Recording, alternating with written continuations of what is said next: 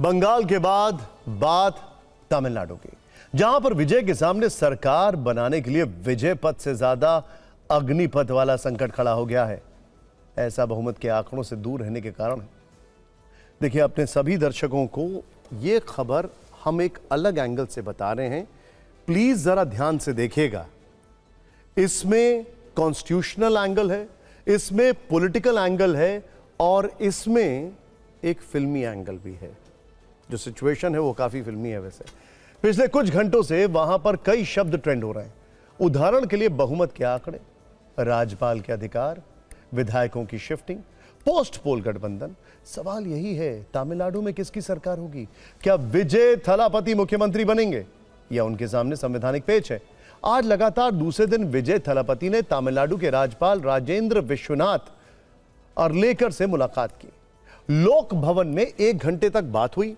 कल विजय थलापति ने राज्यपाल को 112 विधायकों के हस्ताक्षर वाला पत्र भी सौंपा था। बहुमत का आंकड़ा 118। आज राज्यपाल ने फिर विजय थलापति से कहा कि तमिलनाडु में वो स्थिर सरकार चाहते हैं, इसीलिए सरकार बनाने का दावा पेश करने से पहले 118 विधायक होना जरूरी है। इस संबंध में आज राजभवन से एक बयान भी जारी हुआ, जिसमें कहा गया कि टीवी के अब तक विधानसभा में बहुमत साबित करने के लिए पर्याप्त विधायकों का समर्थन नहीं जुटा सकी है, जिसके बाद राज्य में राज्यपाल के अधिकारों को लेकर बहस छिड़ गई है। इस बीच एआईएडीएमके ने 28 विधायक पुडुचेरी के रिसोर्ट भेज दिए। आपको बता दें कि तमिलनाडु में कुल 234 विधानसभा सीट है। बहुमत के लिए 118 की जरूरत है। टीवीके के पास 108 सीटें। विजय थलापति 2 सीटों पर जीते, इसीलिए 1 सीट छोड़ने पर यह आंकड़ा 107 रह जाएगा। संकट यह भी है कि पार्टी विधानसभा में अपना ही स्पीकर चाहेगी। स्पीकर विश्वास मत के दौरान वोट नहीं देता है, जिससे टीवीके की प्रभावी संख्या घटकर 106 रह जाएगी। कांग्रेस 5 विधायकों के समर्थन का ऐलान कर चुकी है। ऐसे में यह आंकड़ा अब 106 + 5 यानी कि 111 का हो जाएगा। मतलब विजय फिर भी बहुमत से दूर होंगे। सवाल यह है कि विजय थलापति बहुमत वाले गणित तक कैसे पहुंचेंगे, क्योंकि इसमें एक बड़ी इंटरेस्टिंग बात यह है कि जो बाकी दल हैं वो अभी विजय से दूरी बनाए हुए हैं, जो और छोटे छोटे दल हैं। और एआईएडीएमके की बात की जाए तो उनकी स्ट्रैटेजी और शायद बीजेपी की स्ट्रैटेजी, जैसा कई अखबारों में रिपोर्ट किया गया, वो बड़ी सिंपल है। अगर कांग्रेस साथ है तो हम साथ नहीं। खैर, गठबंधन वाले किस फॉर्मूले के आधार पर वो बहुमत साबित करेंगे, ये बड़ा सवाल है। वैसे आपको बता दें कि तमिलनाडु में कई तरह की चर्चाएं चल रही हैं। कहा जा रहा है कि विजय थलापति कई छोटे दलों से संपर्क में हैं। आज ही टीवी के नेता निर्मल कुमार ने सीपीआई राज्य सचिव वीर पांडियन से मुलाकात की और सरकार गठन के लिए समर्थन मांगा, लेकिन सस्पेंस बरकरार है।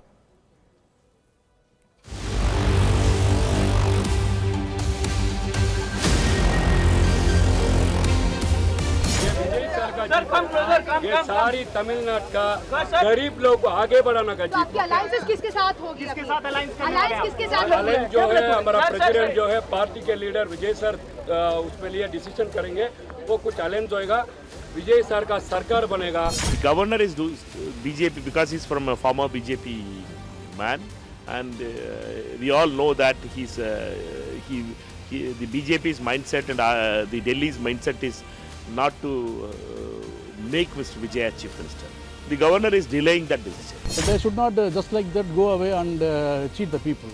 If they are really interested in the welfare of the Tamil Nadu, they should come forward and they should help the Tamil Nadu people on TVK to form the government. Mr. Vijay, after Congress support also, there is obstructions coming.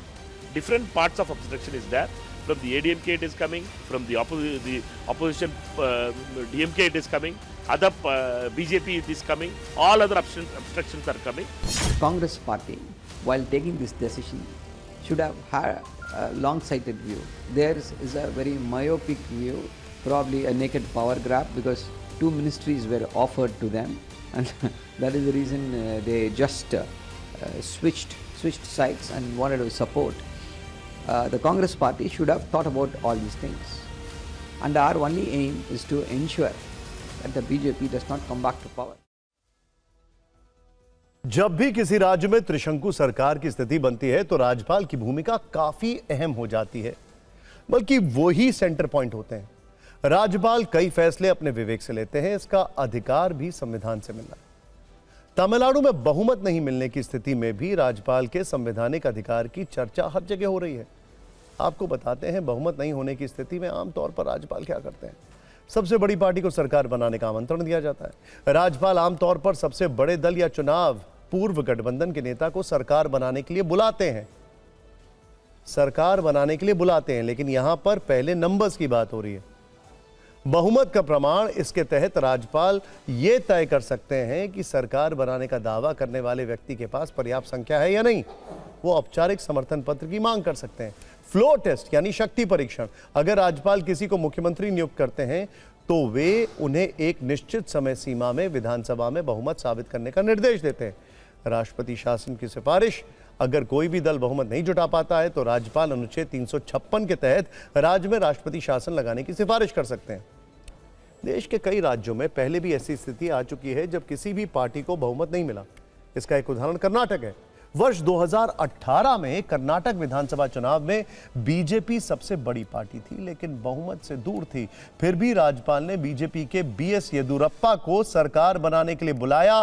BS Yediyurappa ने मुख्यमंत्री पद की शपथ भी ली। मामला अदालत में जाने के बाद भी बीएस येदियुरप्पा को इस्तीफा देना पड़ा। अदालत ने 24 घंटे के अंदर बहुमत साबित करने को कहा था, जो नहीं हो सका। कर्नाटक में कांग्रेस और जेडीएस ने बाद में मिलकर सरकार बनाई थी। वर्ष 2019 में महाराष्ट्र में भी कुछ ऐसी ही परिस्थिति देखने को मिली।